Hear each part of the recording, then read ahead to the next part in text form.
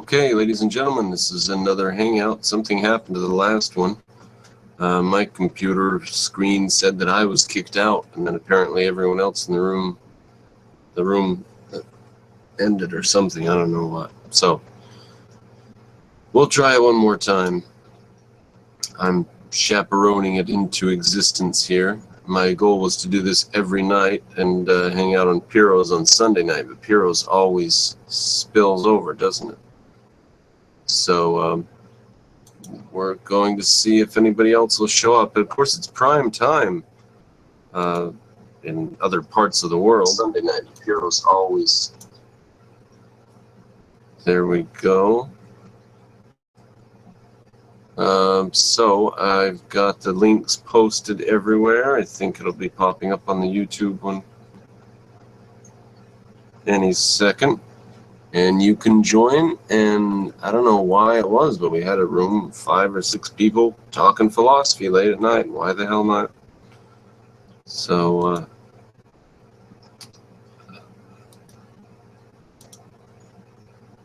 they wanted a room again. We shall do a room again. There we go. You are posted everywhere. You can join by clicking in various places. YouTube, Google Plus, and Facebook. And we shall see if anybody shows up. Maybe I should spread it around a bit on Facebook. If I chaperone these things into existence and then people have fun with them, so be it.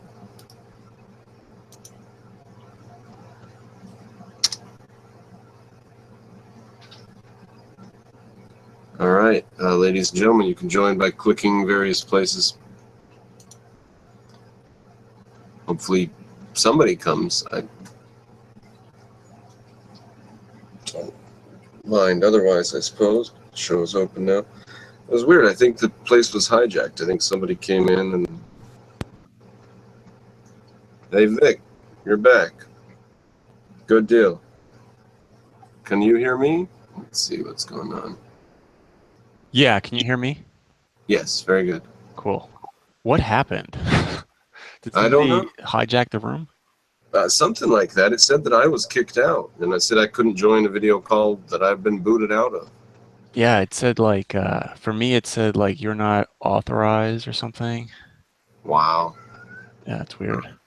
Wonder So if it was... if somebody was able to do that, they could probably do it again to this one. So yeah, I don't know how long it's gonna last, but well, hopefully they're just trolling around, messing with people. I wonder if it's because my control panel is like maybe it's public or something. I don't know, but like I don't know how to share controls with other people and stuff, and because I think I have to add something, and so maybe they're able to do the controls if they know how or something like that. I don't know. That's weird. What's his name asked me to start the room up again, so we'll see if anybody comes. So picking up where we left off, I guess I have a question for you. So let's imagine a person is unconscious. Let's suppose you're a doctor and there's a beautiful woman or whatever that is unconscious. You have her sedated because she's going in for surgery, and the door's locked. You know, there's no chance. Obviously there's no cameras in the room. No chance of getting caught. So would it be immoral to, let's suppose you had the hots for her, right? So you're suffering, right? On some level, you have some anxiety, right? So would it be moral to grope her or fondle her while she's unconscious? And you say it wouldn't hurt her, right? No, she's sedated. So I would say it would be immoral, but more likely illegal. Well, yeah, it's illegal, of course, but is it immoral? Yeah, because you don't have her consent. Okay, but it's helping you, right? By not indulging in this, you're actually hurting yourself. No, you have to look at a rational person. You have to consent. You have to get consent from other people, and they have to get consent from you. Why? Because otherwise you don't live in a world of consent, and that is a dangerous, frightening world. No, but you want a world of consent, but in this particular situation, in this room where you're in private, what's the harm? You again, remember, according to your code of ethics, um, the ultimately the only thing that really matters is maximizing your own happiness. So this is exactly what he's doing. He's being very careful. Door's locked. She's completely sedated. She's not getting back up, and he's essentially gonna grope her, rape her, whatever. As long as she doesn't find out I what think is. in the long run, that's much more dangerous to his happiness than beneficial. So, if he really is trying to be happy, uh, then he should be Well, rational. this makes him happy, right? I mean, this is fantastic. He's got this job that allows him to do this all the time. Hello. I mean, amazing, right? For somebody like that who has those types of desires. No, because he's going to get caught, and he's going to be afraid every single day that he's going to. Yeah. How would he get caught? I don't know. I think a dictator invaded our chat. Yeah, that's what I think. Yeah, something like that. Well, the dictatorship was just another example. Again, I guess your response to the dictatorship thing that I was saying before I got cut off is basically the same thing. It's like, oh, well, he's going to get caught. You're just asserting that, though. You have no rational basis for it. Well, the probability is that he will, because he's harming people. Someone would get help. Someone, he's on the spotlight. So maybe he can get assassinated. Not necessarily. It depends how he goes about it. Like again, the reason that Kim Jong-un is in the spotlight right now is because of his behavior towards other countries. Yes, we don't like the way he enslaves his own people and shit, but no one is really going to spend the money or the blood to really invade that country to liberate those people. They're just not, right? And he knows that they're not, right? So if he would just keep to himself, he could be a happy little tyrant for the rest of his life, kind of like Castro. Castro never suffered the consequences, and he's still a tyrant to this day. Of course he suffered. Look at Joseph Stalin. Died in office, in power, but he was afraid for his life every single day. Yeah, but you're suggesting that. And that's just for the for the more for the more visible consequences, because there are psychological consequences too of not producing, being a parasite. Yeah. If you don't, those consequences. Self-esteem. Those consequences are they come through culture, right? But if you shelter yourself, if you shield yourself from those cultural influences, it won't have that effect on you. It won't. Really, I think really. Humans are hardwired a certain way. Maybe he's a psychopath though. Maybe he's sick. No, I don't think it's anything about hardwiring. I think the brain is like a piece of clay. It can be molded to pretty much think anything is acceptable, aside from like. Yeah, I mean, even I can even see a person being brainwashed into thinking that self-harm is a virtue, right? I mean, I could easily see that. like Muslims.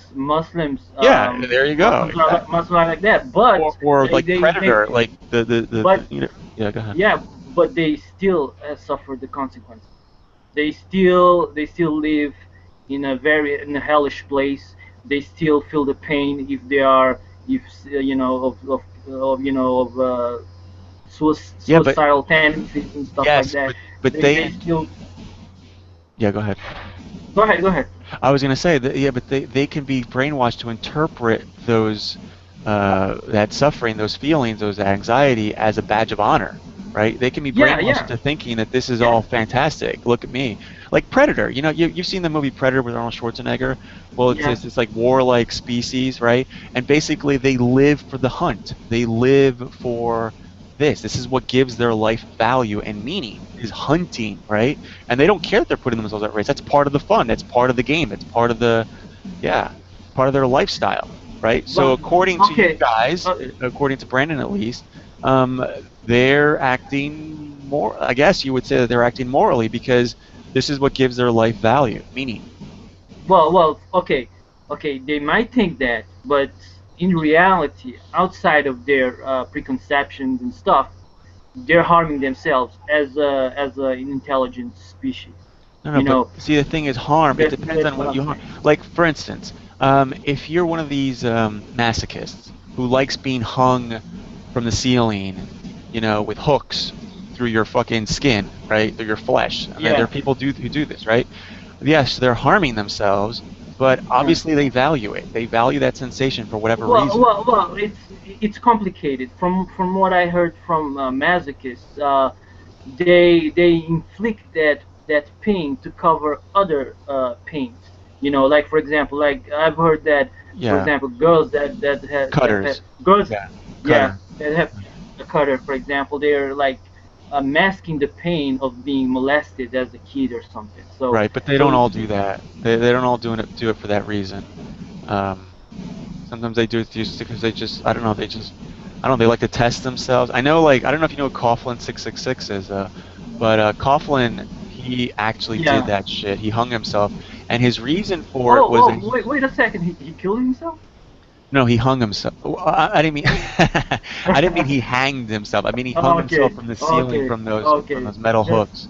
okay, Right? okay. Yeah, he hung himself from the ceiling. So, and his reason, he says, for doing that is just because he wanted to prove to himself that he could. Like, basically, he was saying, like, if he could overcome that and do that, then he Mhm. could get over anything, essentially. So it was like, you know, so I think it was stupid. But again, it's, you know, again, it depends on what your goal is. Like, what do you want? Like I don't know. Let me ask you this: when you, some people say, oh, if a toaster breaks on you and you start slamming it on the counter, that's irrational and that's stupid. But why? Like, if the goal there is to vent frustration and it works and it has that effect where you now feel relief by Mhm. slamming it on the counter, then it wasn't irrational. It wasn't stupid. It accomplished the goal.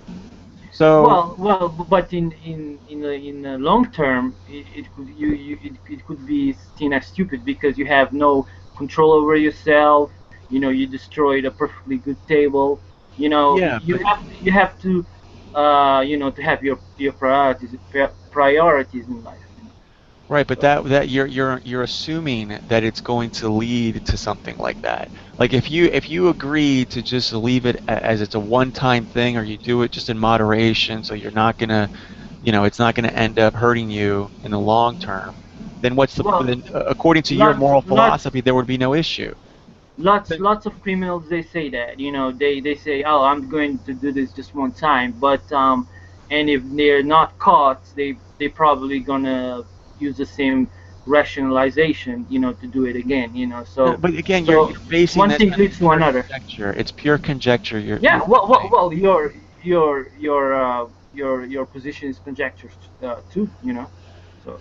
No, because mine is based on, like, I don't care if it is a one-off. I mean, you could commit, even if you commit, so let's suppose you're going to commit suicide anyway, right? Mhm. Because you don't think your life is worth living. And Brandon already said that that's okay. If you don't think your life is worth living, then you're free to end your own life. So in that situation, let's suppose you've decided I'm going to end my own life, right? So then you figure, okay, well, since I'm going to end my life anyway today, I might as Mhm. well go out with a bang and start groping a bunch of people, right? So I said, go groping a bunch Okay. of beautiful women, and then you go and off yourself, and then boom. So under his moral philosophy, that would be acceptable. That wouldn't be immoral.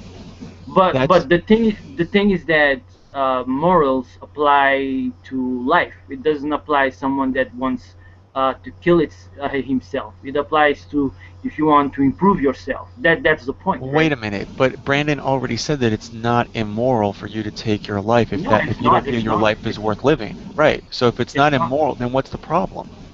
But the thing is, like, for example, it would be immoral if you want to take your life in a situation where you could have a better outcome. Sometimes, for example, say you are in a war and someone is about to torture you or kill you in a savage manner.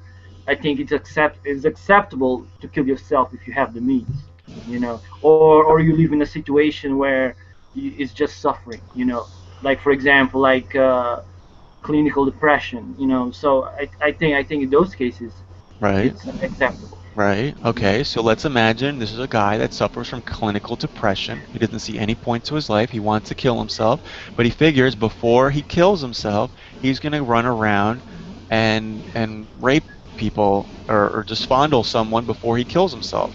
That's He it. does. well He doesn't. well He but doesn't have a right to do that. Well, I agree. Yeah, But exactly. the thing is that according to Brandon's moral philosophy, at the end, the only thing that really matters is whether you're um, maximizing your own well-being and your happiness. Now, clearly, the guy's maximizing his happiness by indulging No, in no, this I shit. don't think so. I think Has acting Brandon like that. actually said this? I mean, I've not heard Brandon No, say yeah, this. Brandon, are you yeah. there? I think he's away. But I mean, well, yeah. until we hear Brandon actually say that, Yeah, you know, that this is actually creating the man or woman, whoever it is, the person, the you know, whoever it is he's talking about, that is creating their own happiness, and they have a right to do it. Until we actually hear him say that, I think that this really shouldn't yeah, be a discussion. yeah. Well, I Exactly. mean I mean the We thing should. is what we're debating here is his moral philosophy. I mean that's the whole discussion here. That's why we're having this Well, argument. I Is think that because most people go I think ahead. that Brandon's philosophy might be based on the non-aggression principle, that you don't have a right to aggress against anybody else, and it would be aggression against Yeah, somebody if Yep. you're doing something right without their consent. If it's not consensual, then obviously you're aggressing against them. So, you know, you get people that, you know, like rough sex, and they'll say, hey, I want rough sex. I want you to beat me. I want you to hit me with whips. I want you to hit me with chains. I want you to do whatever, right? But unless they say that and you start doing it and they say, stop, I never asked for this, then obviously it's something that's not consensual. Right, but that right that you're talking about, while I certainly value it and I certainly hold it myself, I don't think it's an intrinsic or objective thing. Now that's where we What do were. you mean it's not objective or intrinsic? You can't say, no, I don't want this. You have to have it, you know, Yeah, no, I can say that. enforced on you. No, I can say that subjectively. But the thing is but that but brain. but but for human beings, I think it's intrinsic because that would minimize death and suffering No, but again, that's not generally. necessarily the goal, right? Somebody might not want to minimize or Well, maximize their well, life. well. As They I might want said, to end it as quickly as possible because they don't see it worth living. well. In that case, like for example, in that case, like as I said, morals apply to life. Like if you want to destroy yourself, I think you're acting irrationally because you lose everything, but that's their choice. But that doesn't mean that what they're doing is right. Well, what do you mean it's not right? I mean, that's exactly what we're saying. It's not neither right or wrong. It's just a preference. That's it. Period. I Their mean, preference to at end the their end of the life. day, if somebody wants to end their life, they can. All you can do is, you know, explain why their life is worth living, and whether they choose to acknowledge what you're saying or ignore it and carry on and you know, kill themselves. That's entirely up to them, right? Well, Yeah. acknowledging, like, first of all, I don't. When you say acknowledge, you're kind of presenting it as though Okay, it's a all fact, right. like you recognize it. It's a So I say, listen, you've got all your life to live for, you know, for X, Y, and Z, and I don't think that right now, while you're stood on this, you know, top of this building, that you should throw yourself off, you know, 500 feet to the ground, because I think it's pretty obvious that you're going to die, or if not, you may, you know, there's a right, possibility you're going to end up a cripple for the rest of your life. But I think you're going to probably die. But I right. think that, you know, let's have a conversation. What are you good at? And this, that, and the other. So I say, okay, well, you can paint, you can take, you know, fantastic photographs, or, you know, whatever. And don't you think your life is worth living for that? And they either then say, okay, yeah, you've got a point there. You know, I've never thought about that. Or, you know, they've lived in a city all their lives and they've never gone out into the country and they've never experienced, you know, uh, country life, and, you know, a penny drops and they think, you know what, maybe it's the city that's doing this to me. Maybe I should go and experience something different, right? I've never gone, never traveled the world. This guy might be right.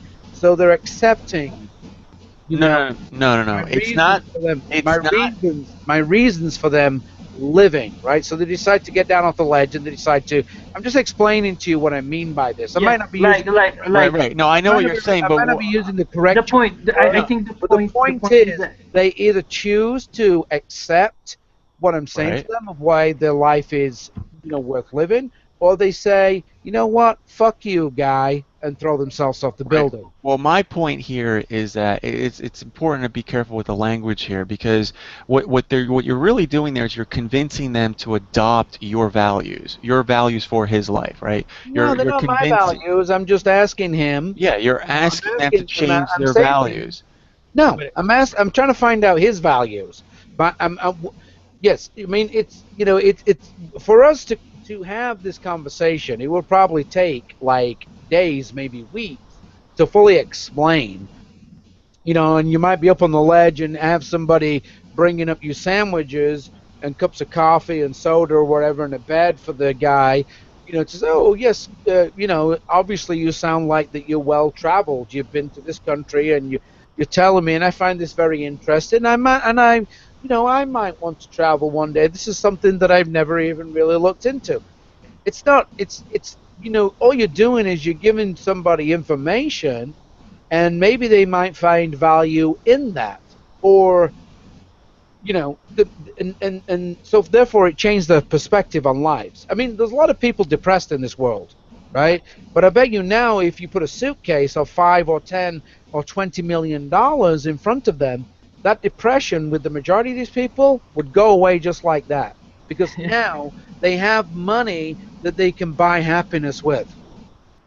well, I They think try to, it's more complicated, because sometimes it's but chemical. I mean, it's a chemical imbalance, and they can't control it even if they had a yeah, lot of money. true, But true. anyway, But my whole point here is that it's not a fact that you're showing. It's not something that they recognize. It's something that you simply that they prefer at the end of the day. It's still a preference at the end of the day. It's still in that category of a preference. It's not like something like an object that you recognize as blue or red or something. That's not a preference. That's a fact. That's just what it is. So you're not showing them a fact. You're giving them arguments and reasons to value life, and then and to go on living, and then it's up to them whether they share it, whether you convince them, yeah, you know what, that's a good point. I value that, and I'm going to continue living.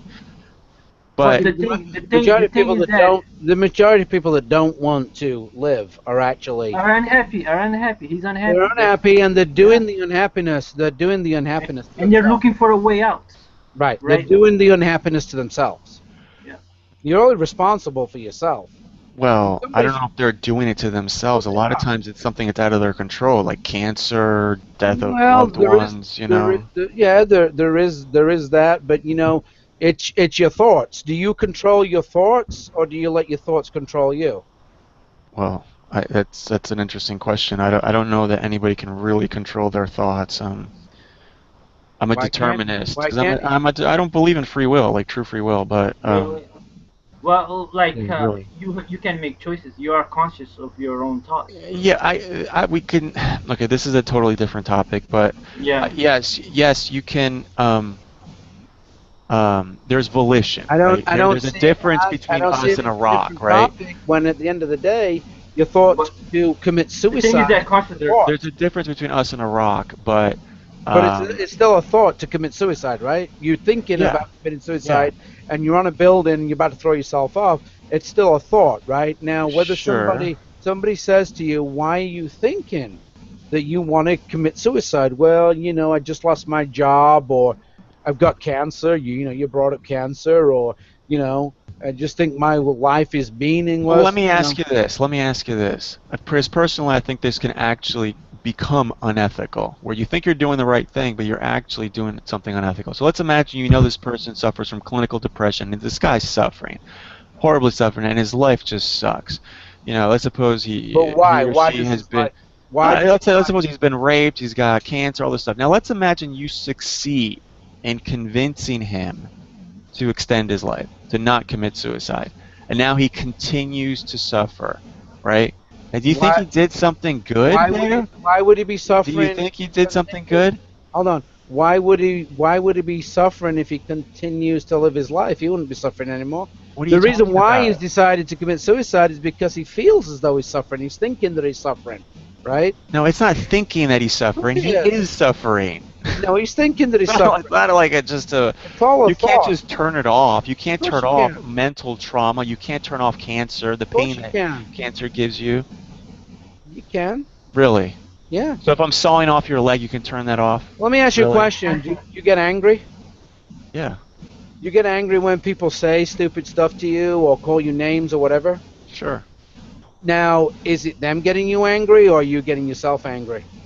Well, it's obviously something going on in my brain that causes it. Right, so you're getting yourself And I angry. have very limited control. I'm either going to No, you control it. control it or not control it. But You could control it. the point is that there are things that are out of your control. If you suffer can from turn migraines, around. if You you can suffer turn from around. no, you can't. This is a really can turn bizarre. around. Are You you can like a turn- Pollyanna or something? No, you can turn around. You could say to that person, or you say to yourself, "I'm not going to let this person, put me in this position." You can't do that all the time. You have a bizarre way The of only looking time at that you can't is when it becomes physical, when they actually put their hands on you. So if I set you on fire, you can turn that pain off. If you That's suddenly physical. have third-degree burns all over your That's body. physical. That's physical. Okay, so there are people who are suffering It's physical pain. physical. I'm talking about non-physical. I'm talking about people. Sometimes mental worse. pain is actually worse than physical pain, which Do you is believe- why do- people cut themselves to drown out the mental Do anguish. you believe that people have actually cured themselves from cancer?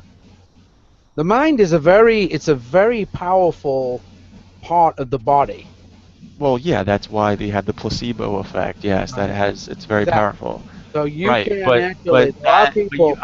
it's very difficult for you to just do that yourself. There are people that have been told that they've got cancer, and they've rejected the idea that they've got cancer, and they've ended up not having cancer, and they've Yeah. actually gone back to doctors, and they've got second opinions, and the second opinion said you've got cancer, and they've gone back like a year later, and they've said, "I can't believe that you don't have cancer anymore. I can't believe that you're still alive. Actually, you're supposed to have died 6-9 months ago." I know you think you're doing the right thing. I know you Who? think you're doing the moral thing, but in my opinion, if some guy went, let's suppose he went to Iraq or something, and one of those IEDs blew up, and he's like he lost both arms, both legs. Well, what the hell's he doing in Iraq in the first place? Whatever. Come on. No, I'm asking you, what's he doing there? Do we have to get sidetracked on that? Who cares? Nothing to do with sidetracked. Fine, a terrorist came here to the United States or whatever, and then he blew up and he set up a bomb. Have we ever had a terrorist here in the United States that you can name? What? Have It's we a had- hypothetical. I'm saying hypothetically, if somebody is in let's suppose he's in a horrible accident. Fine, he's in a horrible accident, and he ends up both arms and both his legs end up having to be amputated. Okay. Yeah. Now this is his life. Now he's miserable. He doesn't want to continue living. Now let's suppose you come along, and you're like, no, you should continue living. You could do so many things. It's so wonderful. And let's suppose you actually manage to succeed into deluding this guy. Not deluding. This guy's so deluded that he now thinks that his life is great, Vic, right? Vic, right? Yes. Vic, there are people that are actually, forget the whole Iraq scenario where his gut's blown up with an IED. There are actually people that are actually born with no arms and legs, Okay, fine. and they can actually swim. They can do wonderful things. Yeah. They Okay, now actually let's go imagine and they actually talk. wonderful things. The other day, Wonderful things. the other day I Like met. flop around like a. Hold on. Yeah. Super Finn guy. Okay, I just want to add that the other day I met a blind person, and she was kind of happy, she was kind of happy. I mean, she has lots of problems because of her blindness, but she was happy in her own terms, Like for example, if some people when they go blind, they have suicidal thoughts. Mm-hmm. Yeah. No, I know. So even though maybe you're crippled, Handicapped. But just look. handicapped for there's life. two sides it here. There's does- just two. There's two sides here. Hold on, Vic. Let Superfly say. Oh, okay. I thought Okay, well, basically that's what I wanted to say. That being handicapped doesn't mean that that you don't have a reason to live. I understand. I'm saying the hypothetical here was that the person was depressed, the person was suffering, right? And in a situation like that, where the guy has third-degree burns all over his little torso, 'cause that's all he has left. He doesn't have any arms or legs. right? He's going to depend on someone for the rest of his life, and the guy's depressed. Now, I can understand why, for me, for selfish reasons, because I don't like seeing people commit suicide, I might want to dissuade him from committing suicide. But the intellectual side of me, though, tells me that this is probably wrong of me to do. Like, it probably would. He probably would be better off dead.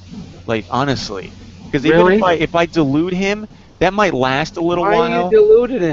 That might last like maybe I a don't know why week, you a think month. you're deluding But him. because you're gonna come on, you're gonna recognize at some point that why do you think you're deluding him? this world is full of so many hardships. It's just not Oh, worth it. come on, don't cry the Oh, old. come So on, you come don't on. believe that there are lives not worth living? So basically, every life is worth living, essentially. Absolutely, Well, That's dogmatic. That is only, dogmatic, in my opinion. only in very extreme situations, because when Well, I you're alive, presented one. when I you're just okay, gave one. okay. Well, yeah, I But think in apparently, it's extreme. not extreme enough for what's your name, James. Listen, No- listen. I've always told people that are around me, if I ever get in a car wreck and I'm on a life support machine, right? I'll give you an example. And I'm on a life support machine. Don't pull the plug. Where I can't talk. Yeah. I can't move. You're talking to me. You get no interaction from me, whatever. Don't pull the plug. And it's for a year. Switch it off. Oh, really? Yeah. Oh, okay. I thought you were gonna say the opposite. Switch it off. Oh, Yeah, okay. that Because I situation, have a friend actually who's just the opposite. I gave him a scenario where he's like burned to a crisp. He's in like third-degree burns all over his little torso. He loses both No. arms and legs, and he would say, "No, don't pull the plug on me because maybe you'll be able to in the future they'll be able to transfer my consciousness into a computer." Yeah. Well, yeah. Listen. Is that married Listen. to life? He has a point, because when you die, there's no coming back. You will become non-existent. If you're alive, there's always hope. Like, there's something to win. Maybe in the Oh, future, come on. like There's the guy no said. realistic hope that you're going to be immortal. Come on. No, Come not immortal, but you could have like an indefinite life, for example. Immortal. I think immortal is impossible, because whatever your state, there's something that can destroy you. But you can live indefinitely. I don't know, man. I know you guys think you're doing the right thing, but in my opinion, Well, when it let me ask you this. gets severe enough, Vic. I think I would just stay out of it. I'd be like, you Vic, know let me what? ask you That's this. your choice. You know when you die, do you think that you carry on in some way living? I don't believe that. No. You don't? Okay, so basically then you don't believe in like the circle of life, that your body decomposes or whatever and something feeds off that. God. And that I find that extremely insulting. I know a guy who preaches that crap, that bullshit, and he sees like the carnage in the animal kingdom where there are people, animals eating each other and shit alive, and he goes, "It's so beautiful because it's a cycle of life." And then No. I want to ask you. then that carcass feeds the plant, it nourishes the plant, and then. Vic, have you ever composted? No. But I know how it works. You can do it. You can do it. It's quite easy. Get some cardboard.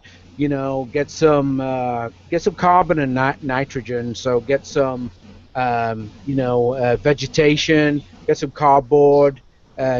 Mix it together and watch what happens when you do this. Oh, it's beautiful, right? Beautiful. No. It's not beautiful. It's actually it's actually incredible. Because you can actually see something that's living, believe it or not.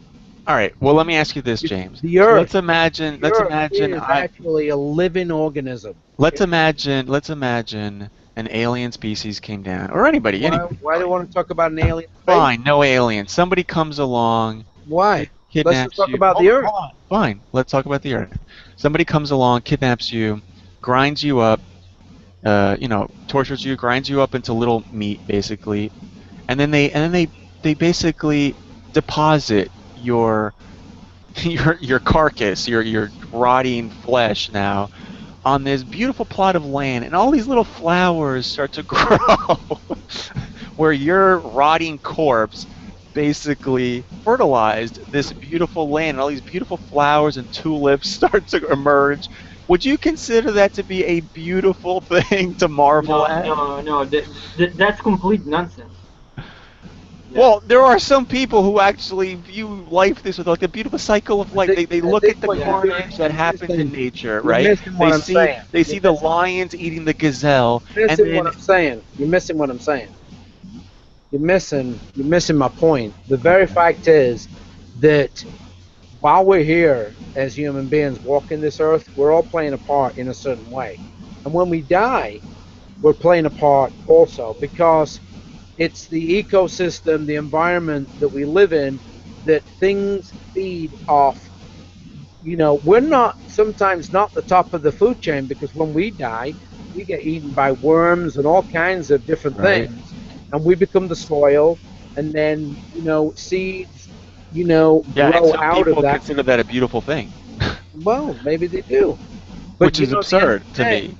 At the end of the day, you know, man's created a lot of artificial, you know, things from death, like, you know, burying people 6 feet under in, you know, boxes and stuff like that. I mean, Native Indians never used to do Yeah. that. They used to just lay you down on the ground and lay rocks on top of you, and, you know, you would just like decompose, you know, Yeah. to the earth, Yeah, but- right? Yeah, well, no, well, look, but for see, example- the difference between us is that, look, I'm not one of these like crazy global antinatalists who want, like, you know, all life sucks and shit. No, I think some lives are worth living, and you know, life can be enjoyable and stuff, and it's wonderful and all that.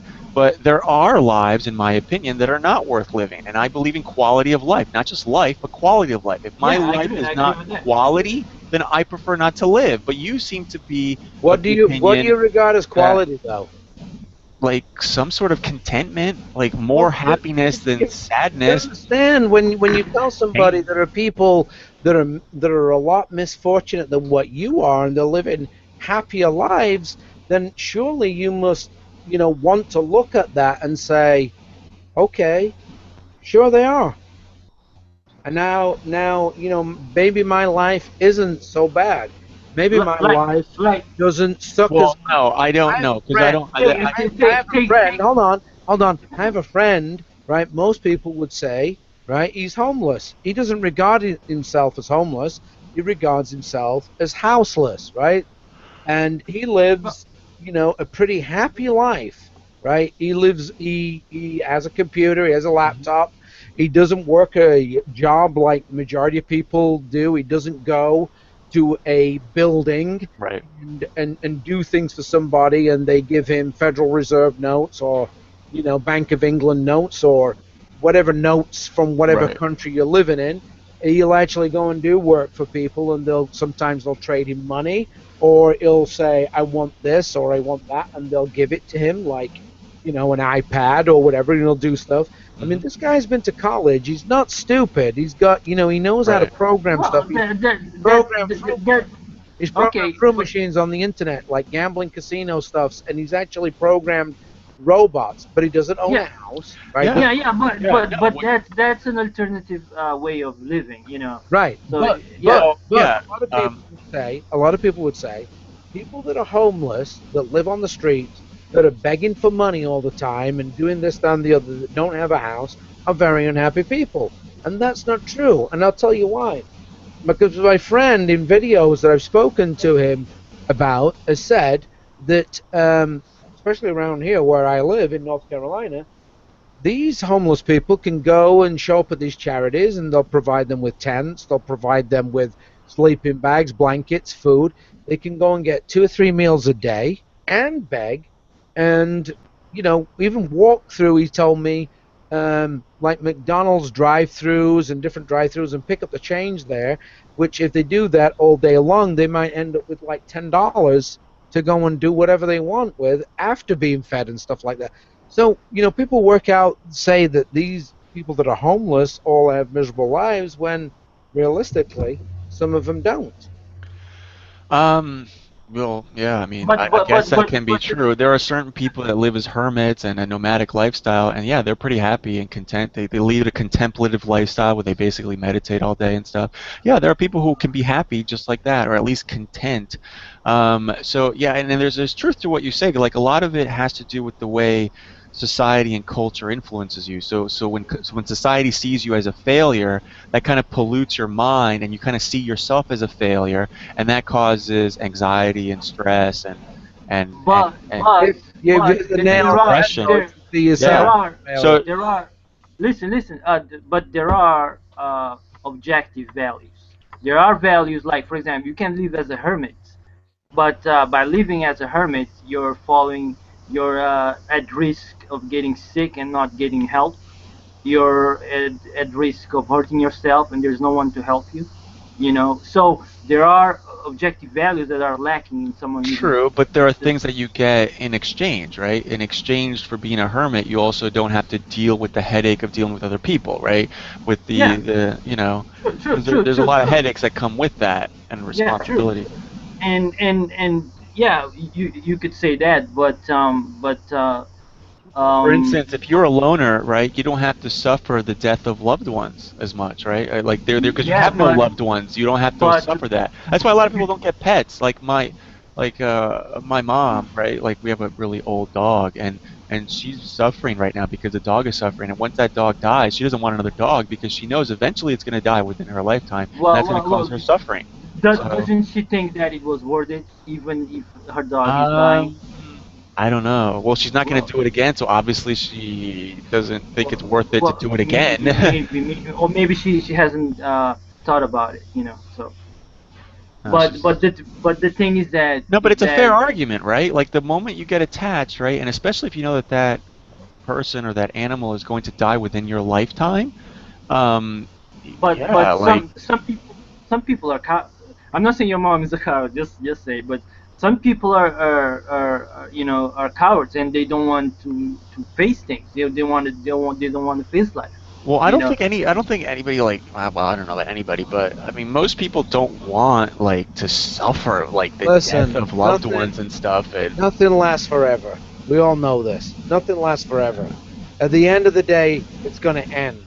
Be it your life or somebody else's life or whatever it is, it's going to end. Nothing lasts Yeah. forever. right. Like for example, My whole point here is that like I agree that in general, yeah, it's good to give people a positive way to look at life and stuff, but I'm just saying that there's a tipping point in my opinion. Like if a person is literally has no arms and legs, he has suffers from chronic migraines, he's got cancer, whatever, right? At that point, I think trying to convince that person that life is fantastic, don't kill yourself, I think at some point it becomes unethical, where I think that person might actually be better off just ending well, their own life. it depends. It depends on what the person thinks. Guys, Sure, So sure. can you hear me? But sometimes it's just so difficult to overcome. Like, is it really worth it? Like, is your quality of life going to be so great that it's really worth it to endure all these hardships and to I think brainwash yourself essentially what into thinking that this is great, this is a great way to live, it's worth living? I mean, is it worth it? what I think is unethical is stopping Does my someone voice come through? from killing themselves. I think that's unethical. Say again, Master. Oh, I was just checking if my voice came Yeah. through. Yeah, we hear Yes. you. Yeah. Loud and clear. Okay. Well, can I say? Yeah. Can I? First of all, I would like to thank you to that I was invited here, so I can exchange some ideas with you. Yeah. Sure. I was listening to the last 5-10 minutes of your conversation. Couple of We're ideas. going in circles. Yes, a couple of ideas I have is that there is, of course, something fascinating about the hermit idea, Yeah. but as Superthing guy just said, I think Vic puts on a scale, and this is not completely proper. the trade-off between not having headaches by other people, and on the other hand, the fact that if you get, I don't know, for example, a minor injury and you are a hermit, you could easily die from a very trivial infection. Yeah. I can. The problem is we cannot put on the same level the objective fact that you risk your own life for trivial matters if you put yourself away of the social context. Yeah, And yeah. what we have. I don't think this kid. I mean, see, the thing is, you guys seem to be arguing from the standpoint that this is like somehow we can like measure this, like one is objectively better than the other, and it isn't. It's ultimately a preference. I mean, it depends what you can measure, want out of like- life. Like you Well, decide the it's actually analysis. It's avoiding up to the people worth individual losing whether your they life, see risking whether they losing see your the life. value in their life or not. And there's a video I'm about to put in the chat here of Nicholas James Vajizic, I think his name is the guy with no arms and legs. And just put the link there. That's I've probably seen that guy. Yeah, I've seen it. right. And this guy totally makes fun of himself. He lives a happy life. So to say that basically that you just like hopping around on some stumps with no arms and everything, you can't be a goalie and a No, James, I think you misunderstood me. You misunderstand me. I'm not saying. soccer and stuff like that, and think that life doesn't have any meaning. I don't think so. I mean, No. at the end of the day, No, you misunderstood me. You misunderstood me. I mean, even if you have cancer and you're able to function in some way, you could still become somewhat of a motivational speaker or put meaning in other people's lives, or something. Well, actually, it's funny that you say that because that's something that Brandon would consider to be evil because you're suffering and you're doing it just to help others. Well, No, Brandon- he doesn't say that. He doesn't say that. He Brandon- says He that. doesn't believe in it's- selfless acts or altruism. He No, thinks no. Like for example, if I help someone, I help them because that gives me value. I do it for myself ultimately. It's not a selfless act. It would be a selfless act if you're say killing yourself for someone else, or risking your life really badly for someone else, or giving away things that you consider work that to hard be for. evil. You consider so. Yeah, it's evil. So because, if someone because you're say, basically so if being a someone slave. so if someone chooses to save their child or something, by Because jumping in- they value them a lot. Well, yeah, because- of course. yeah, But at the end of the like- day, anything you do at the end of the day is going to be because you value it, either in principle or because it brings you something. Anything. But So you have to there's- look at the trade-off. Like, it's okay, for example, to risk your life, for example, your spouse or kids. Are we talking about? But anyway, let me before I forget. but let me- it- Are we it's talking not about? Are we talking about? okay to do it for strangers. Are we That's talking what about? I'm Are we saying. talking about selfishness here? Yes, yes. Well, we were talking about altruism Altruism because yeah. Brandon Well- believes that it's evil to be altruistic, charitable. Well, I think that if you ask Brandon, But he's not against helping others. if he would sooner use the word kindness, then that would be, a better way. I think the way that Brandon is looking at altruism is the fact that you're forced to do something for the greater good, right? Yes. No, not the bad forced. thing. Sure. Huh? Not forced. That's But what he's saying altruism is. But what he's saying is no, it's not. It's not. There by it is. force. It If is. it's forced, then it's by definition it's not altruistic because you're forced. It's all yes, it is. If somebody puts a gun to your head and says, give this money to this Well, they don't have to do that. person, They don't have to that's do not that. altruism. Then They don't have altruism to. has No, to they come don't. from Guys, you. let me tell you one thing. Oh, wait, just one quick before you go, Massimo. Let me just make one clarification to James because I think you got the wrong impression. I wasn't suggesting that if you are like that guy, Nicholas James, whatever, and you have no arms or legs, that you should just kill yourself. No. If that person's already happy, I'm not going to say that guy's life is not worth living or whatever. He decides whether his life is worth living.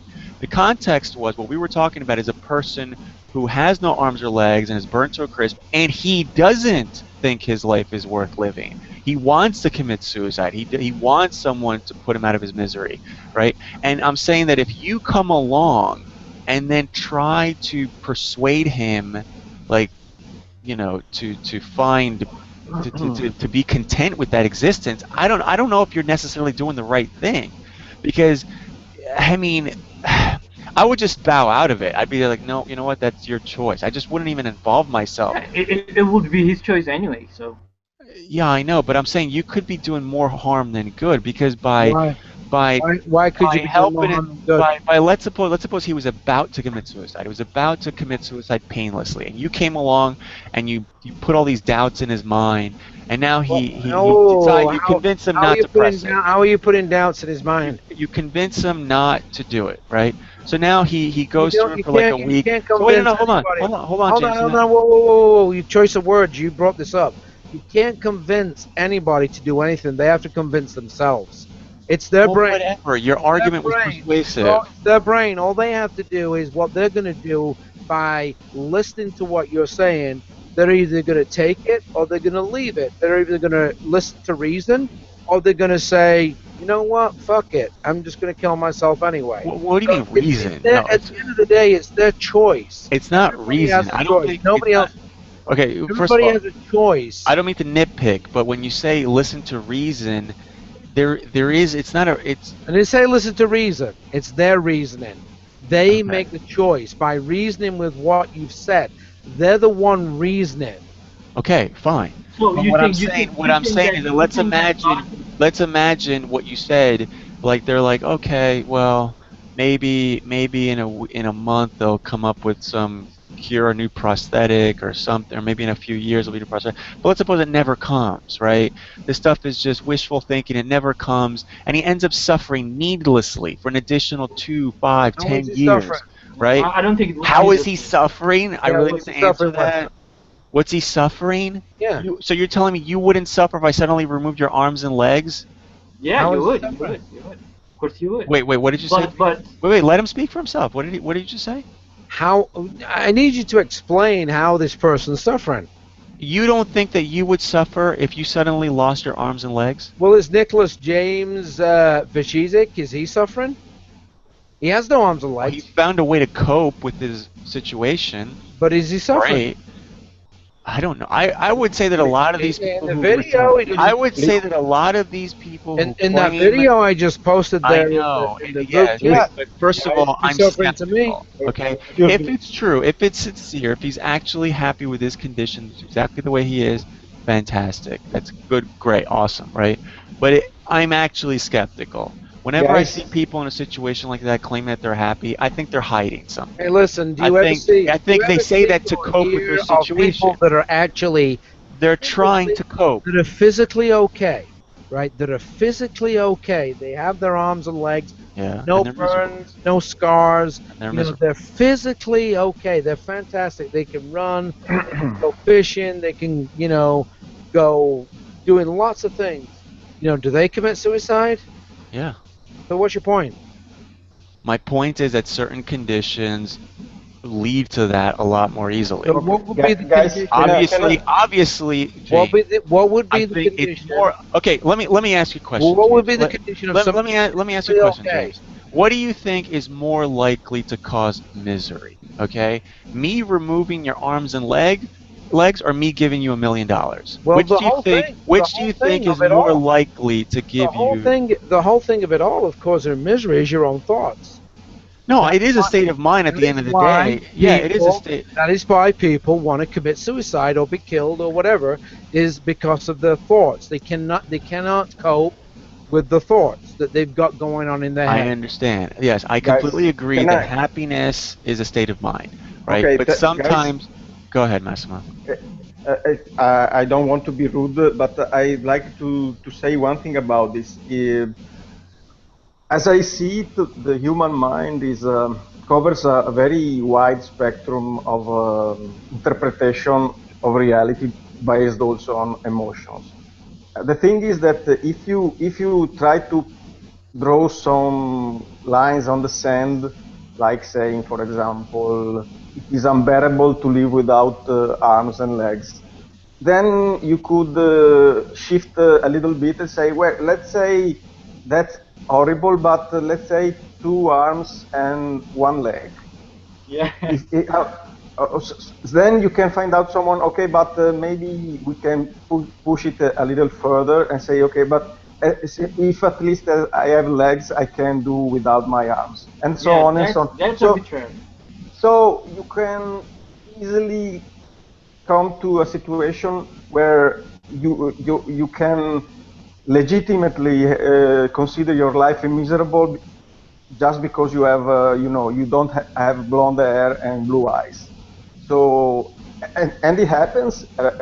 In fact, it may happen that some kid hang himself because he has no iPhone 7, for example. It happens around the world. It's not an epidemic, but it happens. So what I am trying to There are drive, very stupid people. the point I'm trying to drive is that it is very unwise to try to fix one even extreme situation as a mark you cannot cross, and if you cross it, you are in despair. I don't know. Again, let me ask you, James. Let me ask you a question really quick. So let's imagine there's this person who has terminal cancer, right? Well, I want to ask you a question, right? Have you heard of the author Ernest Hemingway? Yeah. You know he committed suicide, right? Okay. Sure. And he was Why? What's Why he did was he shot himself? he was perfectly able-bodied. He had money. He was Yeah. well No one is suggesting that that doesn't happen. right. He was well known. Here's my question to you. Why would Yes. somebody hold on? Why Yeah, would if he, somebody of that stature? Why would he put a 12 gauge shotgun in his mouth? Well, he was obviously miserable. But he why? was scared of getting old, as far as I know. I don't know the details. So it doesn't need to be that somebody's got no arms and legs and half burnt to death, and they're depressed of it. I never said that. I never said that. There are other things that cause people to commit suicide. Right. At the end of the day, but I'm going to ask you a question. So let's imagine there's a person who has cancer and they're suffering horribly. They're screaming every day, right? There's no cure. There's no known cure. They're going How to do we live know? this way. How do we know there's no Well, at least there's no known cure right now, right? So let's imagine they're about to commit suicide painlessly, right? And you come along and you convince, you say things that persuade them that, okay, I won't do it, right? This word of But then daily you hear them it's screaming. wrong. You persuade and convince. So you don't believe in persuade? You don't believe in persuasion? You're saying things to them, and at the end of the day, you don't persuade Yes, anybody. fine. But fine. You said words. You uttered certain words to them, and those words, they found them to be compelling enough to not go through with the And suicide. they make a decision. Yes, obviously. Okay, they make a decision. Obviously, it's their choice. It's not yours. Right. Yeah. No, they're the ones willfully committing suicide here. They're contemplating that, right? So now they're persuaded. Your words compelled them. They're persuaded, or they made the choice themselves. Yes, your words persuaded them to stick it out, right? I mean, it's important here that we do get the choice of, who's doing. Yes, it's their choice. It's their choice. You don't pull the trigger here. You don't persuade anybody to do anything. Yeah. They're at home. They have a gun. They're about to pull the trigger and end their life instantly, right? And you come along and utter some words. You say some words to them, and they're like, you know what? Okay, James, you're right. Or whatever. Yeah, I'll stick it out for. Maybe there's going to be a cure soon or something. I don't know. So every single day, you hear them screaming in agony, in pain, miserable, and this happens for weeks, months, years, right? You're not going to feel the least bit guilty at all for having basically convinced them or said things to them to kind of dissuade them from doing that. Convince them to do anything. Yeah, you did. You did. If it wasn't for you, he would have blown him. He would have blown himself away. He would have been dead if it wasn't for you. They convince themselves that there is something that they can do. If you had not said those words, if you had not said those words to him or her, she would have been dead and not suffering anymore. But because of what you said, right, now she's suffering. Now you're going to tell me you wouldn't feel the least bit guilty in that. No. Because for me, I would have just backed off and say that's your choice. I wouldn't even involve if No. I involved myself, it would be for selfish reasons. It would be for me because I don't want to see that person die. But it's for me. It wouldn't be for the welfare of that person. No. But Because you at wouldn't feel at the guilty. end of the day, it's their choice. It's not my choice. I understand, but you're the one who pushed them not to I didn't push them end anywhere. their suffering. I'm Well, not pushed them anywhere. When you I said walked words that. When I walked away and closed that door, let's say that because you're saying that every day you're in the moaning and groaning, right? Let's say we're neighbors in a duplex or something, right? And I go and knock on the door, and I'm like, what are you doing? You've got a gun to your head. Yeah, well, I'm sick and tired of this pain that I'm in from this cancer. Is you say, Vic, right? And I say, okay, well, have you ever thought about, whatever, blah, blah, blah, blah, blah. We have a conversation. So, you know what, James, you're right. Here, and Yeah. take the gun because I don't want to kill myself. I say, okay, fine. And I walk out the door. And like you said, day after day, week after week, I hear them moaning and groaning. Are you going to ask me? You're asking me, do I feel any which way guilty? The fact that I'm hearing them, All right. moaning and groaning and crying? All right, so let me ask you this. So it unfolds exactly as you just said. They were about to commit suicide with the gun. You came along just in the nick of time. You gave them some sort of speech. They decided not to do it. They suffer for another year or two every single day. It's this agony. It's horrible. They explain how horrible this existence is. Oh my God, it's just so bad. I can't take it anymore. Right? Now, they're again, a year later, they have a gun to their head. You come in. Are you going to repeat the same speech?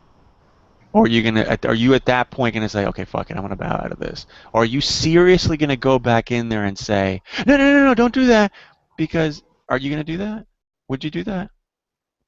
I would certainly sit and talk to them. Do they really want to end their life right now? Okay, so you do it again. Let's suppose you do it again. You manage, you succeed, or whatever. They decide hand not. over the gun, They and they decide hand over the gun and take once the gun again that you manage to get them to choose not to commit suicide. right? Another year goes by, same fucking thing, suffering horrible agony. That's 3 years of horrible agony they've endured All because right. of your little pep talks.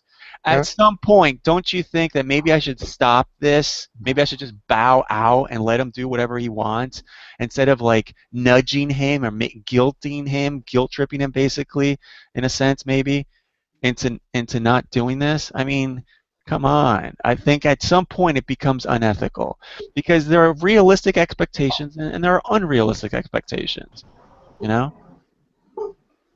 And Well, I think Well, have you ever heard the saying, "Misery loves company"?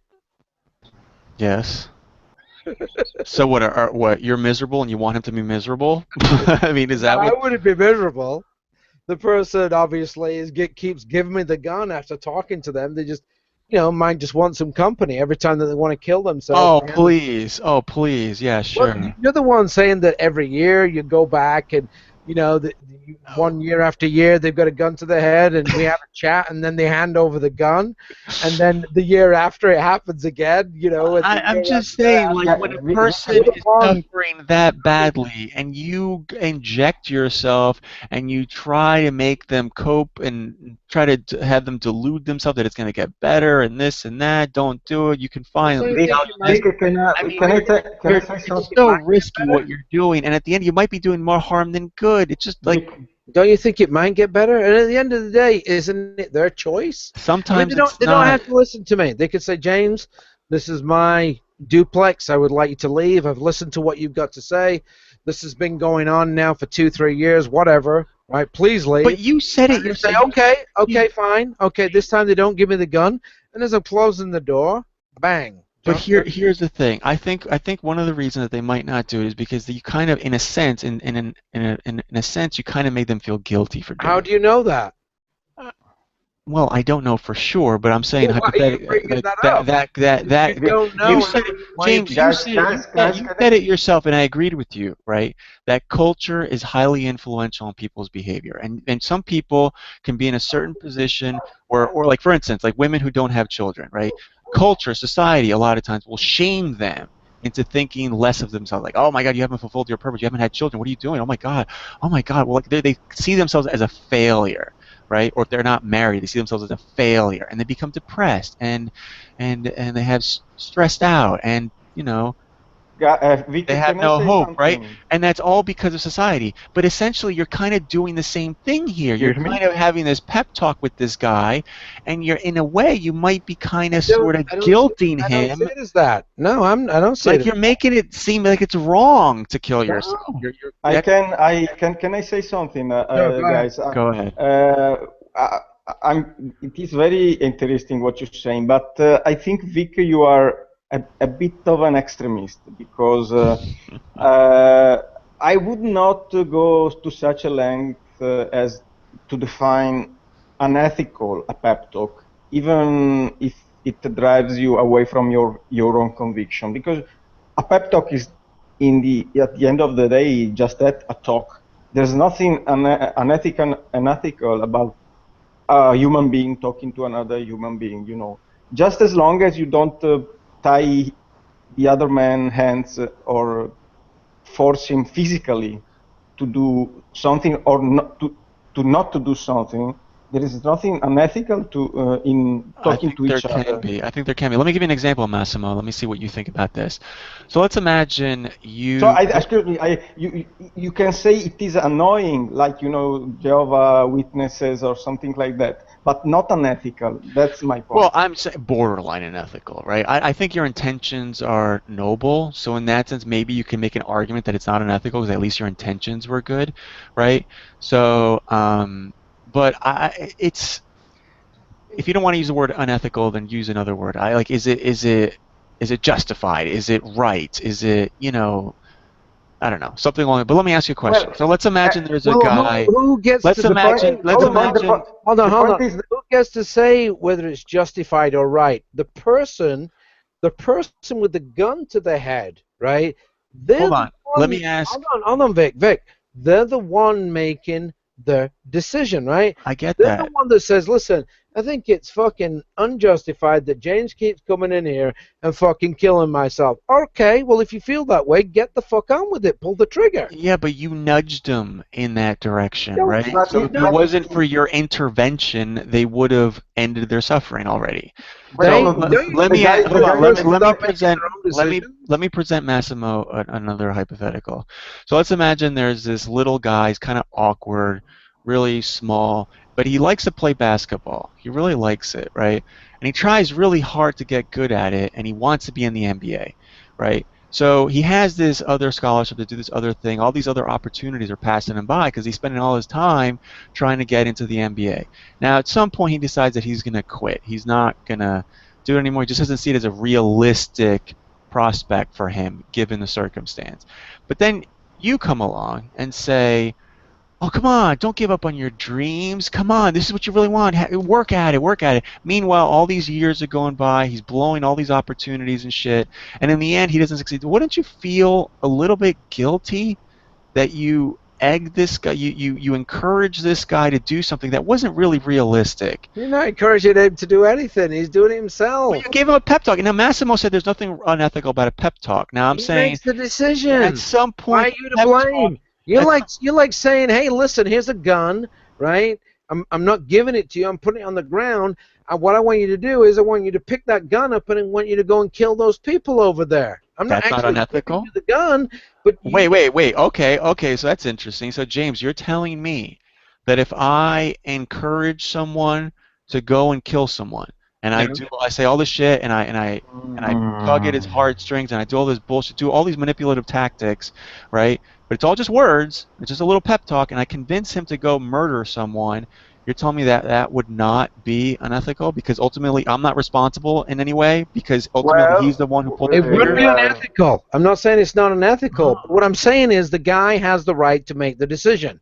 He has the right to pick the gun up off the ground and go over and kill those people, But right? you're saying, you just said a moment ago that it's not unethical because ultimately I didn't say it was, no. I didn't say it was unethical. I'm saying what you're trying to do here is, Vic, is you're trying to, the way that I'm seeing it here is you're trying to play some manipulation tactic and saying that certain people, when you say stuff to them, are not in control of their own minds and their own thoughts, and not like saying you, that. and that the person that's encouraging them or using words or having a pep talk with them, they seem to be some way responsible for that person. Of course. Say it, in misery. In for some 2 or way, 3 they are years because they are wanting to kill partially. themselves.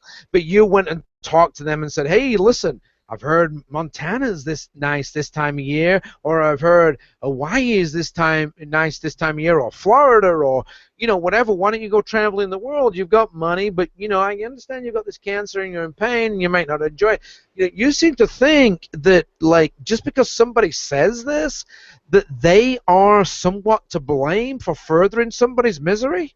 No. Yeah, in a sense. No, well, if you, I mean, it's a fact, right? It kind of is. You're kind of, if it wasn't for your little pep talk, they would have ended their suffering. Their suffering would have been ended. I disagree. Well, so if you go this way, if you go along this road, anytime I represent a fictional situation to your mind, it may become unethical, because I can say, okay, there is this possibility you can go and kill another man.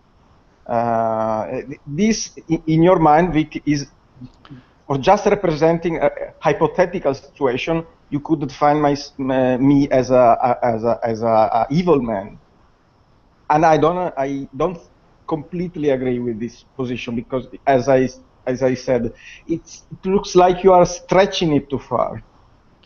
I don't think I'm stretching it at all. I think, again, it depends on it goes on a case-by-case basis. I'm not saying whenever you give a, I'm not saying every time you give a pep talk it's unethical. I'm saying in certain situations when there's no good realistic expectation there for that person to succeed or to whatever, I think maybe at that point you should just bow out. Just don't involve yourself. Or if that pep talk would lead to a crime. If you don't really know whether they will succeed or not, then that's one thing. Let me ask you this. Some guy makes a movie, right? And let's say we talk about the scenario where somebody is in so much pain with cancer and this, that, and the other. And in this movie, this guy with the cancer, right, decides to go out and buy a gun and kill as many people as possible. He walks into a McDonald's and kills as many people as possible, right? Then all of a sudden, this guy who has cancer watches this movie. Then he decides, you know what, that's a great idea. I'm going to die anyway. I might get some enjoyment out of doing it. Are you saying that because somebody's watched this who's got cancer and the character in the movie has got cancer, if they go and kill somebody and they don't manage to kill themselves, no, because that was completely indirect. I watched a movie, Cancer Man kills 100 people in McDonald's. No, because that's a way out because that's some kind of pep talk or something to them. Because that guy in the movie wasn't trying to talk that guy out of anything, but you the guy who watched you were trying to talk him out of killing himself. Give me an example though. The guy who's in court because he never managed to off himself, right? The cops managed to get him, right? He's telling the judge, "But hold on, I watched a movie and I was so convinced in my mind that this was the right thing for me to do. This was the right way for me to go out." Well, I think your analogy would be a little more appropriate if it was more like an. It sounds like to me, Vic. It sounds like to me as though what you're trying to say is that people are. You're trying to say that certain people, when they talk to others, that those people becomes a robot. Kind of blame placed on them for because they had a pep talk with them and It would be you're like I said you're now I don't like your analogy because your analogy it's not direct, it's not intended, it's different, it's wrong, it just doesn't make any sense. But here's a more apt analogy along the lines of what you're talking about. So if this was a public service announcement on TV, where you're basically telling anybody who's contemplating suicide not to do it because of this and that, Well, right? they do. Then that's a little different. I still wouldn't say that's unethical, because it's not targeted at any particular individual. But what makes this situation different is that you're talking to a person who you know his circumstance. You know it's not just because he's trying to commit suicide because his girlfriend dumped him or some shit, something petty like that. It's for something serious and something that at least currently is incurable. And there's no reason to think that there's going to be a cure anytime soon, right? And that he's going to be suffering tremendously. How do you know this? There's people said Well, you don't know it for absolute I've explained certainty, before, but right? I've explained to you before that there are people that have been told you've got cancer and they give you 6 months to live, right? And 6 months, 9 months, a year later, these people are still alive, and the doctors have said, "Fucking hell, I can't believe that you're still alive." yeah, but that's different because those people No, it's aren't not like different. they're not suffering horribly every single day. I mean, It's the some of those same- people with cancer, it's the like same thing. cancer You going don't through know. remission. You don't and- know. You don't know what tomorrow is going to bring. A lot of times, the only thing that's painful in these people is the chemo. The chemo is a horrible process, and they suffer through that, and that's bad enough. But some people, it's not even just the chemo; it's also the affliction itself is horribly painful. Like I think bone cancer is horribly painful. I mean, like excruciatingly painful, and there's nothing you can do about it, and it's all over your body, and it's horrific, right? And you're giving them this little pep talk, knowing their condition, knowing the suffering that they're enduring, and you're sitting there giving a little Pollyanna, Pollyanna speech. You seem to think somehow I'm to blame because this person. Somewhat. Why? Somewhat. Why? I would just. I don't know. It's just me. Look, I'm just saying. Why? I personally No. would not What is involve your myself reasoning? in that. What is your reasoning? I think it'd be. You know what? I believe, in my opinion, it would be selfish of me to go in there and try to persuade him not to commit suicide, because I'm doing it for me, basically. The reason I don't want that person to commit suicide is because it would negatively affect me. I don't like the idea of seeing people commit suicide. I think you don't understand the word And selfish. I prefer. You understand the word selfishness. Selfless of me to allow him to commit suicide. That would be a selfless act, because it's going to hurt me, but I know that in the end it's probably better for him because he's not suffering anymore needlessly. So that would be an act of altruism, I suppose you could say. Because I'm hurting myself by allowing him to commit suicide, by not trying to urge him. Huh? How are you hurting yourself? Because it's painful for me to see him gone. I can't interact with him anymore. I can't. He's my friend. Whatever. You know. But you also suffer for seeing suffering. So. Yeah. So that's why. That's why that's what I'm saying. Like, nothing in the end is truly altruistic. At the end of the day, anything you do is because you value it. It's a quote-unquote selfish act, no matter how you slice it. So, if you really want to get down to it like that. I must say that But in the colloquial sense of the term, it is selfish of me to urge someone not to commit suicide, when really the only reason I'm doing it is because it would cause me suffering for him to die. Why is it selfish of you?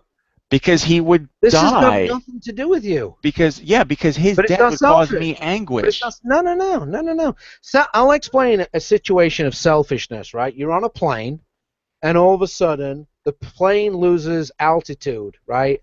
And the masks drop because you're losing cabin pressure, and the masks drop from the ceiling of the plane, right? You're with your wife and your child.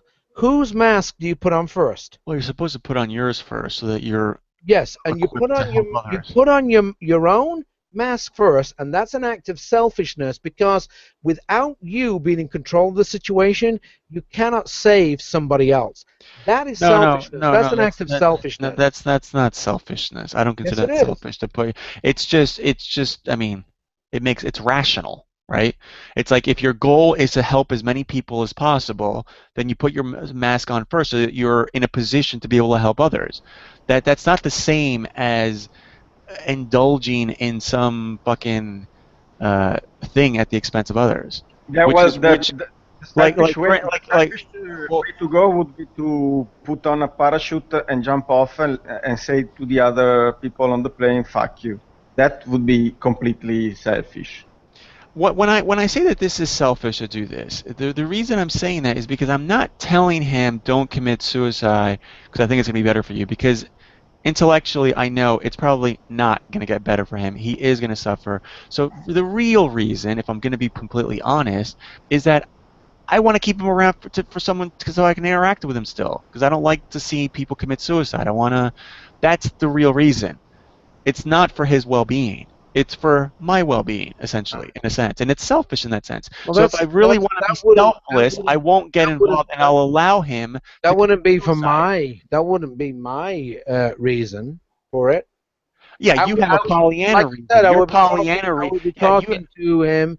I would be talking to him and explaining, or her, the values. Don't they see any value in their life in this way or that way, or whatever? Don't you think that, they might be young or they might be old, they might Okay, have so money or they might have nothing, right? But at the end of the day, it's not for my own. Okay, so let's suppose instead they answered you this. They said, no, I don't see value in this at all. I don't see value in anything else. I want to die.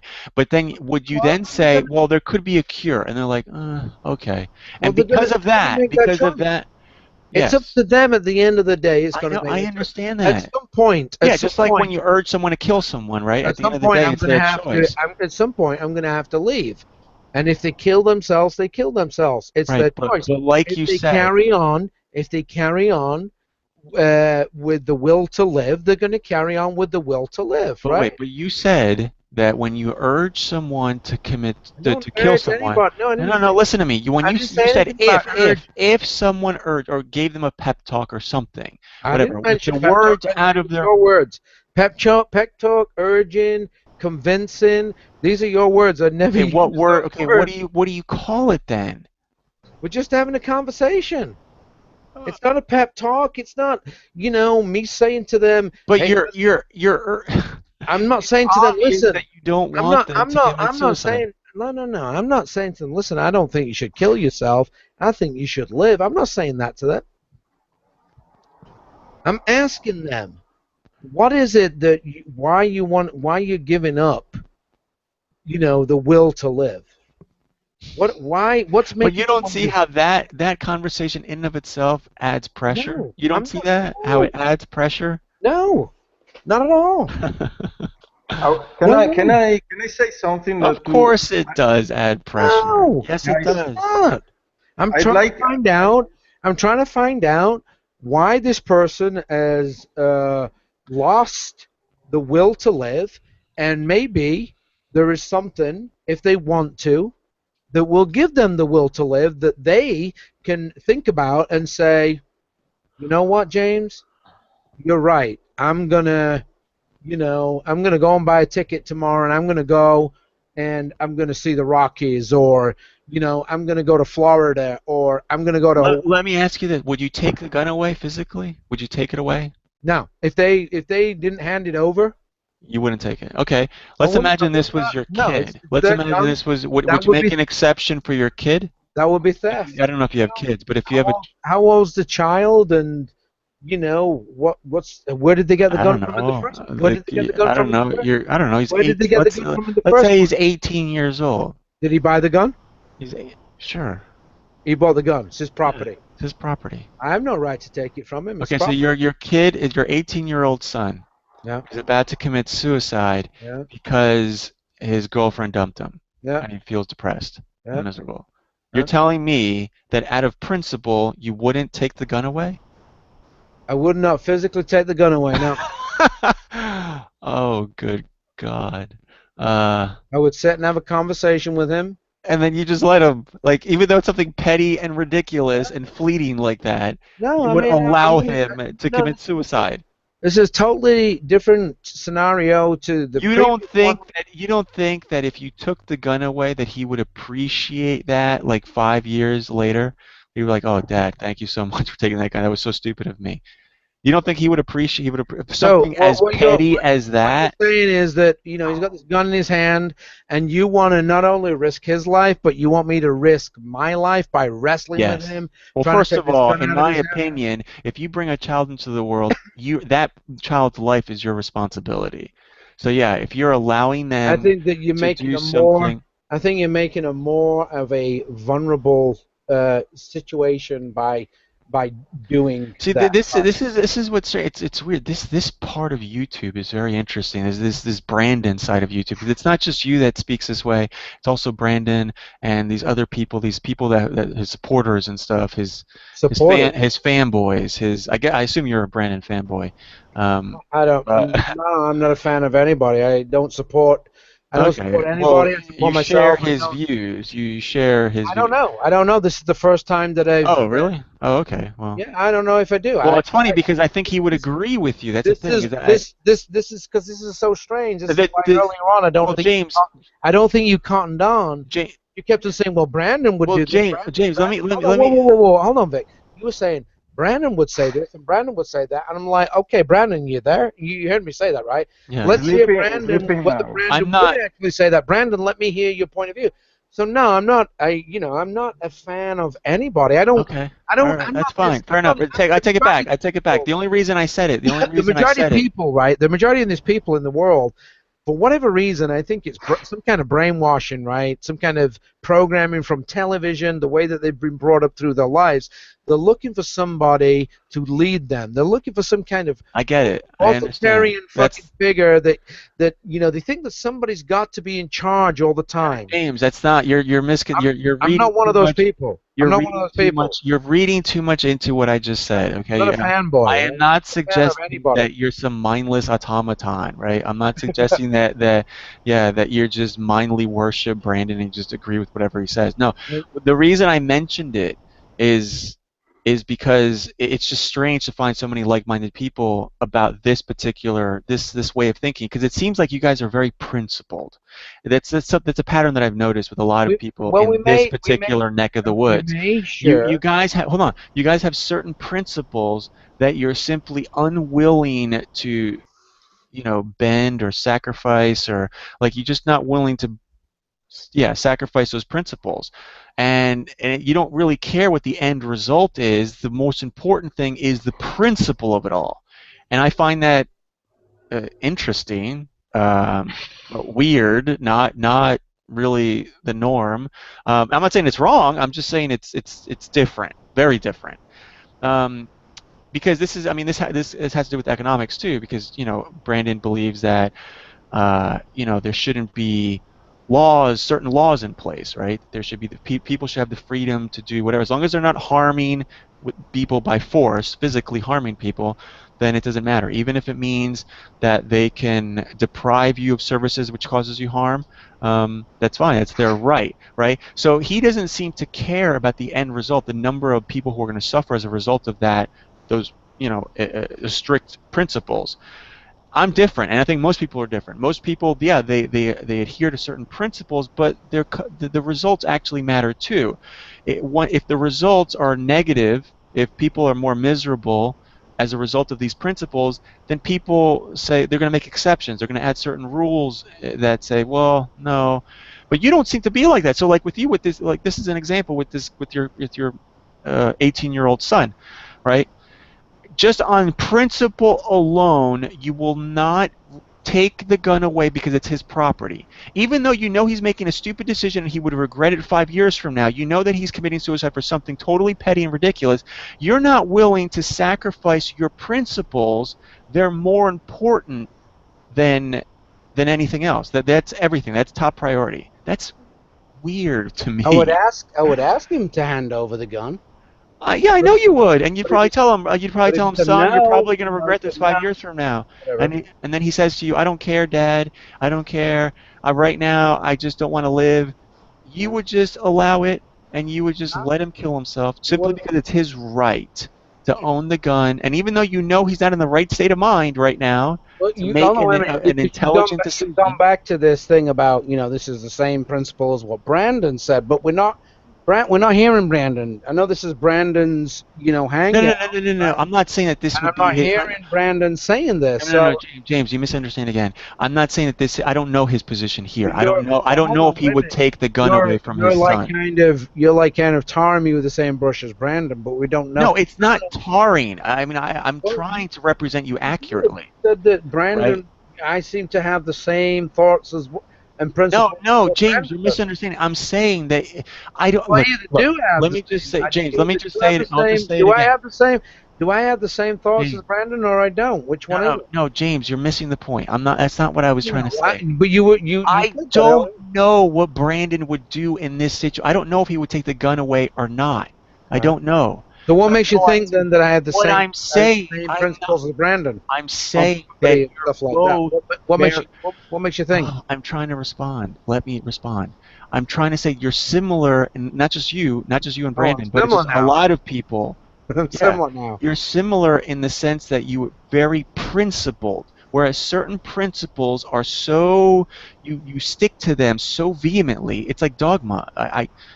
I mean, it's dogmatic thinking, in my opinion, because you're so steadfast on that. You're not willing to bend in any circumstance. To me, I consider that to be dogmatic thinking, because the world is a nuanced place, right? There is no this black and white thinking where it's like, well, if this happens, and under no circumstance will I ever betray these principles. And it's why? What makes you think I'm a black and white thinker? I mean, I think this is an example of it. Different shades of green?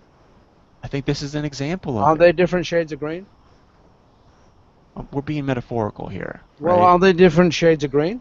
Yeah, there are different shades of green, but I was being metaphorical with the black and white thinking. I get where you're coming from, but like the light is either on or off, and that is true. But at the end of the day, if you buy a dimmer switch, the light can be. Look, I don't want to misrepresent you here. It can be totally off, or it can be somewhere in between, right? If you use a dimmer switch. I don't want to misrepresent anybody here, so I'm just going to ask you straight out. I'm going to ask you straight out. You sound like you do to me. Hold on, let me ask you straight out. I'm not trying to misrepresent anybody here. So I'm just going to ask you, and you can confirm or deny what I'm saying. So the reason that you wouldn't take the gun away from your son is because he bought it himself. It's his property. He has the right to do whatever he wants with it, and no one should be allowed to intrude on that right. Well, Am I right? Like that's the. There might be some variables. There might be some variables missing out of this equation this hypothetical equation that we're talking about. There might be some different variables missing. Where are we? I don't know. In his home. In his house? Okay, so it's his house, and basically he gets. Yeah, you see, this is what I'm saying. Like to anybody else, this would be an insignificant question. The reason I said specifically his house, because I knew that that's what you were going to say. Oh, well, if it's in my house, then I have the right to do blah, blah, blah, blah. So I wanted to know. I wanted to make this as black and white for you as possible. It's not black and white, though. Because you have these principles black and white. You simply will not violate. It's not that black and white. If it's his home, if it's his home and it's his gun. Hold on. It's not that black and white, because I am going to talk to him. I am going to try and convince him to put the gun down, right? I am going to be very close to him because I don't want my son to die, and I'm not going to physically. Oh wait! Now you're saying you're going to convince him? I thought before it was just talk. Now you say you want to convince him. That was the other scenario. This is my son. I'm going to try and talk. I'm going to try and talk to him. But why? What's the difference? I'm going to try and talk to him and explain to him that I don't want him to die. But aren't you being selfish now? Because now you're trying to convince him. No. And I'm going to ask him, wait. Why is it okay to convince your son but not convince the other person, the acquaintance? Well, we didn't even say the other person was an acquaintance. You just threw that in there. Okay, whatever. That might be a different variable. Okay, so why is it not okay to convince them? At the end of the day, it's a talk. You're talking to somebody, and I know what you're trying to do here. You're trying to manipulate words to say. No, I'm not. I may have used convince, but at the end of the day, it's going to be my son or whoever it is decision, right, to either hand over the gun or not, right? It's going to be his decision to put the gun away or to blow his brains out, right? His own brains out, right? It's going to be him.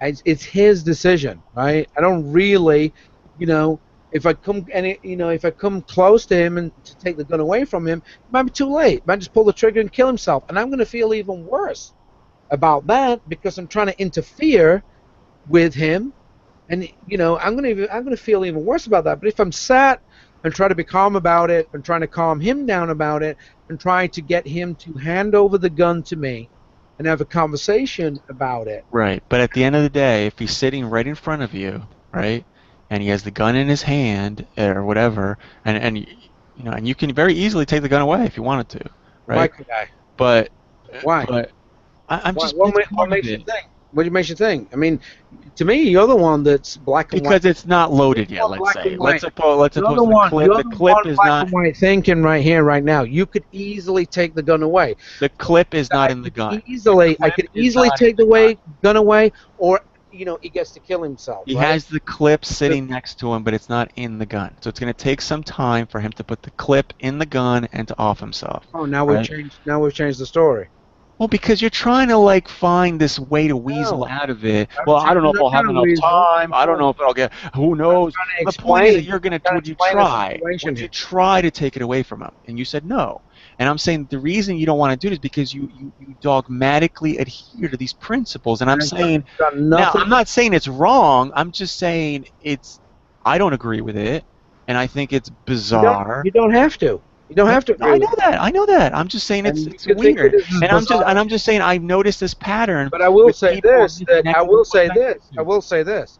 That let's say that you did, try to fight your son over a gun, and he did manage to get the clip in it, and he did manage to fire a round off and not killing himself, right? And somebody outside the building hears gunshots. You might end up finding that you and your son might end up being shot because that person from out. This is what I'm telling you. There's too many variables here, right? And this is why you got to think ahead. You might find out that the cops kick down the door because somebody says there's somebody in that building. I just heard shots. All right, fine. Let's change the scenario. You're out. You and your son, or they shoot your son, and then aren't you going to feel even more guilty that you're out in the wilderness? You're out in the wilderness. You fucking wrestled your son over. You're out in the wilderness. There's nobody around. And then because you're out in the wilderness. There's nobody around. The guy has his gun and he's depressed, right?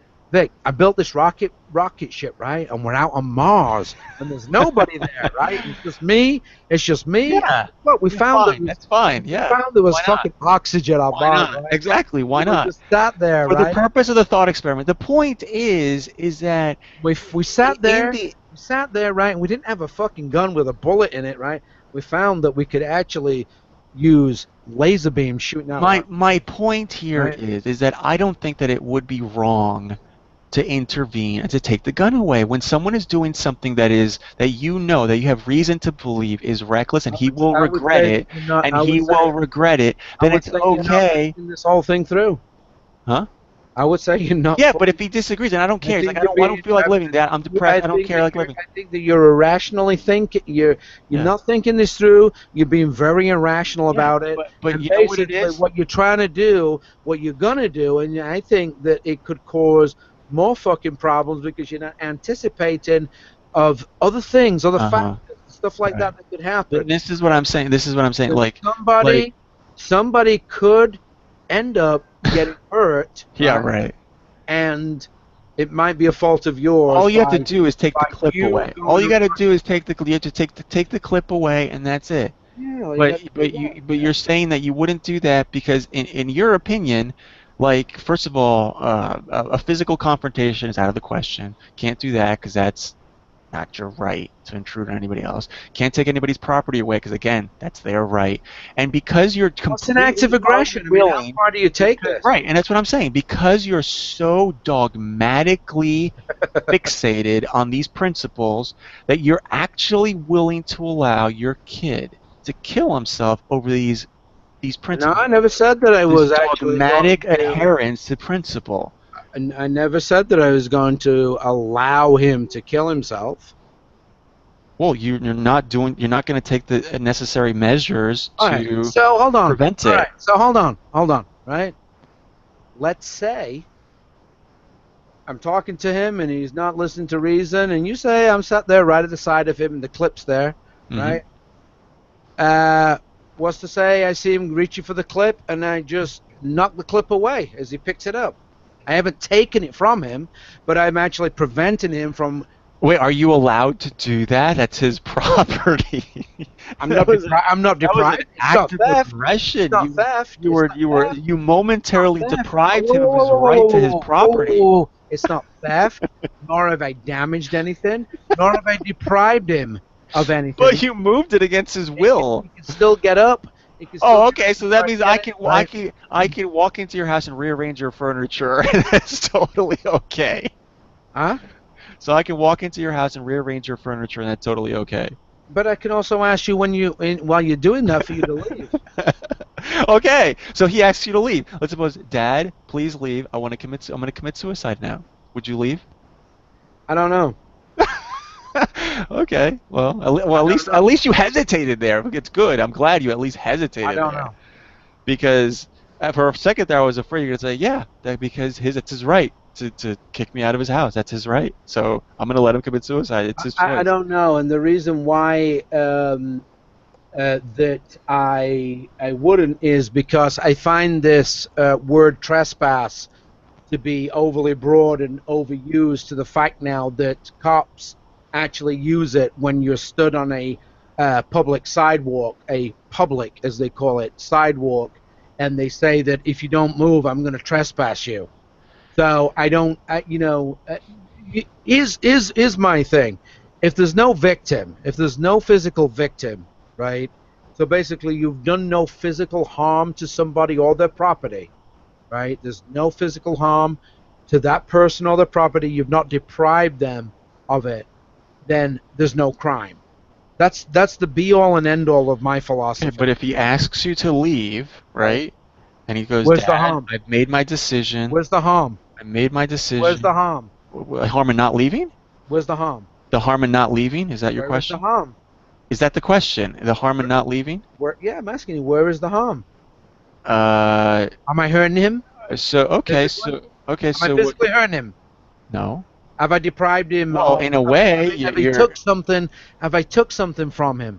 Am I damaging something of his? Okay, so what you're saying is if I move it, if I sneak into your home, you ask me to leave.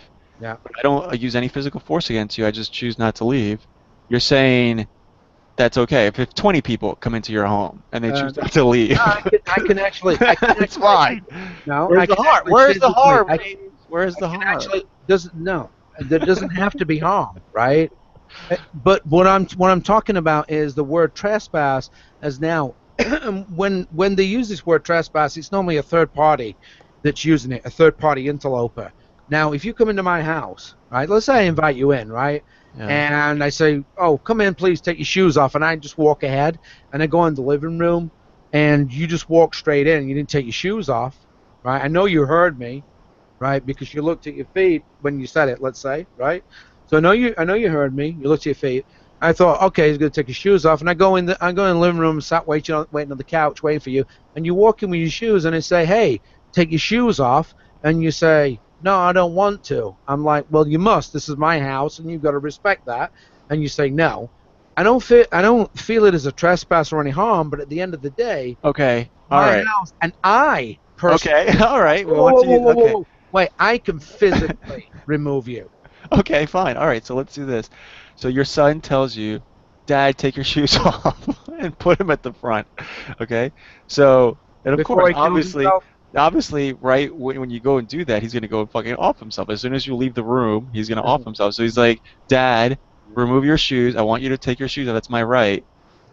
So would you do it? Would you go, "Okay, I'm gonna respect your right. I'm gonna go remove my shoes. Hold on a second." So would you do it?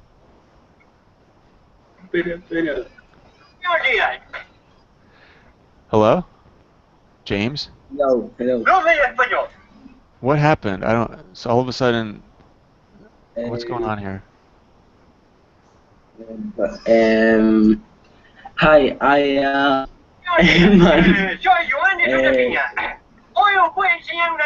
sorry. Okay, the conversation just got derailed horribly. Pues allá voy. Sé villanas concreti. Vamos ya. Yeah, Alright, yeah. I guess we should call it a night, I guess. Yeah. Alright. See you guys. It's been fun. Thanks for fucking up the chat, whoever you are. This is Potato.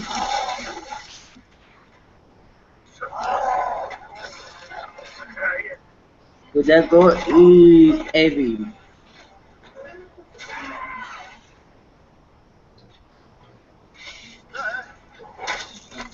It's Joe.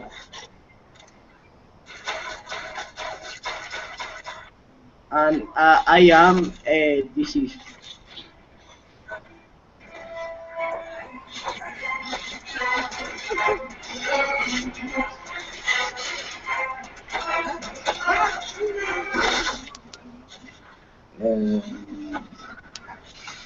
Do you like it?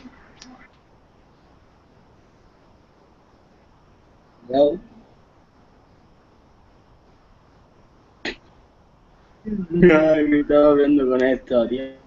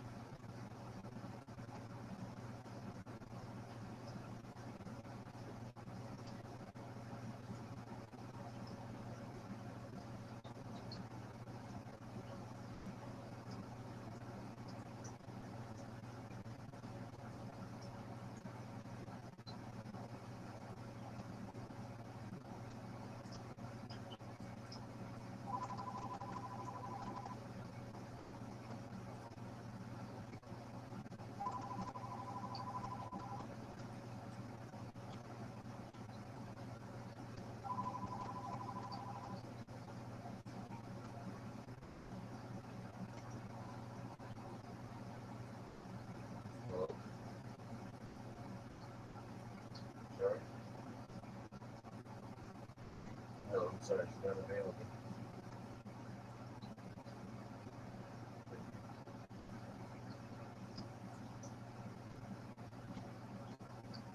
Doing well, thank you.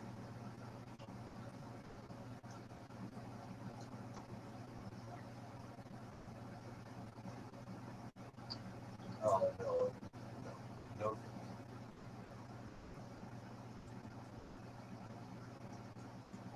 I further my education every day, but I would never go to a college. Those places are cesspools of idiots.